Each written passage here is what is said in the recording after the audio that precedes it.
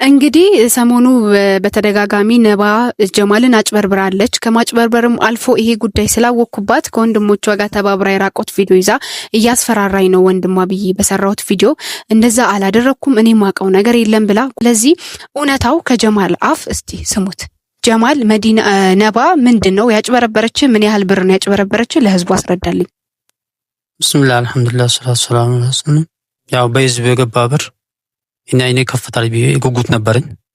ያው ህይወቴ መልሳ ጨልመዋለች። ለፍቶ ነበር ሁለቱም እህቶቼ።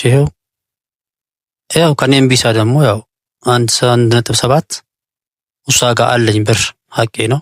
ልጆች አደባባይ ወጥተዋል። እኔ አደባባይ ወጥቼ እንደዚህ ጉድ ሰርተኛለች ሙስሊም ነች ብዬ እኔ በሰው ማይጠበቅ ነገር እንደዚህ አርግኛለች። ነባ በአላህ ስም ጠይቃታለሁ። አሁንም አላህ ካለ የኔን አይን እንዳጠፋው የሷንም አካል አጎድሎ እንዲያሳይኝ ጠብቃለሁ። እኔ ለሰው ክፉ አልነበርኩም። ያው ሰው ክፉ ያርግሻል፣ ክፉ ለማድረግ ፈልጋል ሰው። ብዙ ጊዜ 3 ጊዜ ሽማግሌ ይዤ አስቸግሬ 3 ጊዜ ተመላልሻለሁ። ሀቄን ኪደኛለች። አደባባይ ወጣኝ። እንግዲህ ያው እንዳልደውልም ደውላ አቁም። እንግዲህ ይሄ ይመስላል። አመሰግናለሁ።